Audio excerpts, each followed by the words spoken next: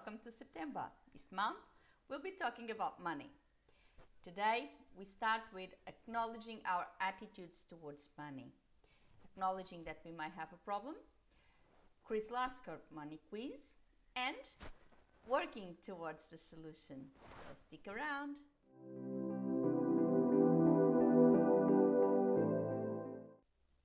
We all have an attitude towards money. We all have a relationship sort of thing with money. Some of us are too cautious, some of us are too reckless, some of us are in between, some of us don't dislike money altogether, others are obsessed with it. So there's all these sorts of attitudes, all these sorts of positions in regards to money that may end up having a huge influence in decisions that we make and in the way that we perceive things and that we perceive money and investing and spending money. Some people, sometimes cultural influences, other times other aspects of their upbringing are too cautious regards to money, and they see money as a problem, and they see money as something very scarce that they have to keep at all costs. And sometimes that may be an issue because it may prevent them from, for example, doing a good, healthy investment that will give them good returns and would actually help them achieve some success. So, whereas other people may have a totally different attitude towards money, and they may just be relaxed around it, and they just every penny they earn they just spend, and that may also have a detrimental effect. And there might be people that can combine all these aspects and have a different approach and invest and save and all that. So it's, in my view, it's very important that we identify our attitudes, we analyze ourselves, we identify our attitudes, and after identifying our attitude towards money, towards investing, identify if that attitude is actually causing us any problems, if it's interfering with our decision-making process, and then work towards a solution. I did that, and I'm going to talk about it now.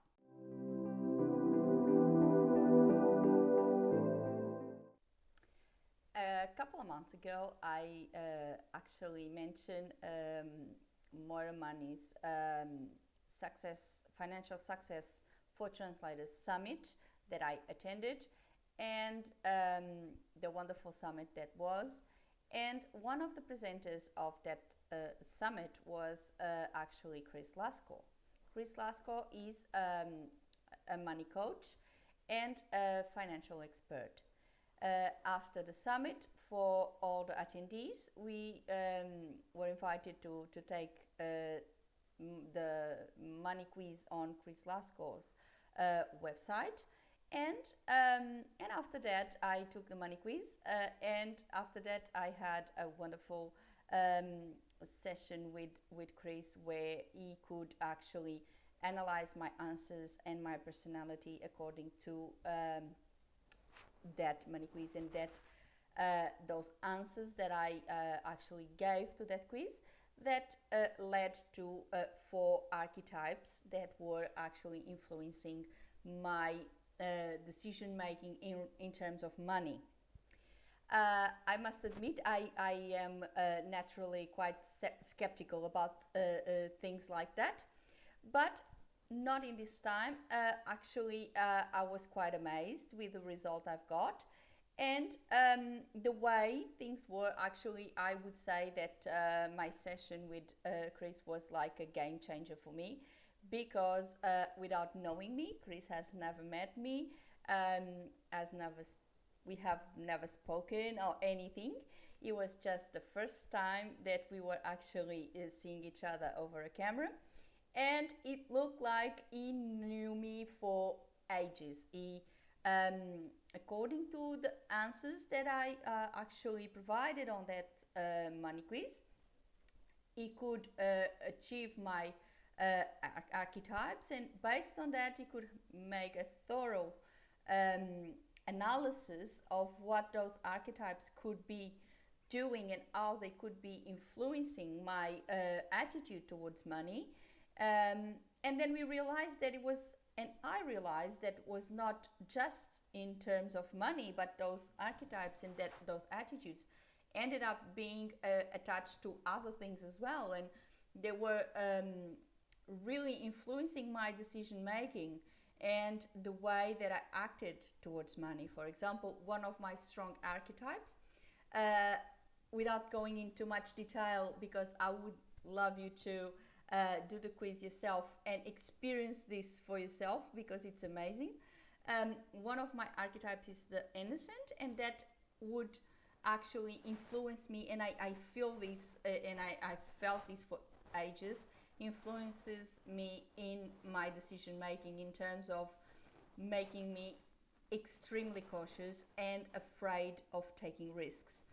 I've always been like that. I've never been, for example, too confident about the share market or investing money, because I've always been way too cautious. And then on that session, and based on all my answers and in the analysis that Chris made of my own archetypes and the way I was dealing with money and the way I was facing my realities in regards to money, we managed to see, yes, this is in fact, this archetype is causing me an issue, because I've got my other three archetypes were actually quite strong archetypes that would lead me to good things, and that's what gives me all this creativity that I've got and all this ambition and etc. But in terms of money and in terms of investing, that innocent archetype was really setting me back. So in this money quiz, or in this session, what we could do, and what Chris actually helped me doing, was identify these problems, identify that those archetypes, what they mean, and I as soon as he started talking about these particular archetypes and what in his view, what do they mean, and what usually are the problems and the benefits that these archetypes can cause for the person, I was like, oh my God, it was like he was just reading my life book, something like that, because it was just touching exactly in the points that that have been a reality for me all my life. So it's really incredible, and it made me, and this was the first part of our conversation today, it helped me identify my problems. It really helped me to see how these things can influence, and how, for example, my childhood may have influenced the way I deal with money and the way I perceive money, because that's one of the main causes for sometimes trouble, is that we may grow up perceiving money in a way that then it's going to influence all our decisions in regards to money. And this is one of the things I've learned. So I decided talking about this, and really I really recommend, because it's a game changer. Because if you really understand what your personality is in regards to money, investing, and in my case, I identified that these archetypes and this type of things were not just influencing me in my attitude towards money, but in everything else. And if we identify this and we acknowledge we may have a problem, which I did, we then may work towards a solution, which I also did. So let's see what I recommend.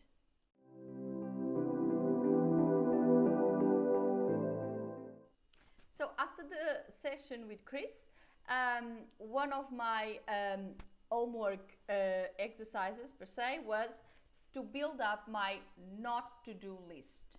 And that is based on what we discussed, based on what all my archetypes are, and for example, in my particular case, what that innocent was doing in terms of my decision making, identify how that archetype was actually influencing my decision making and making me extremely cautious, and where it could be a setback.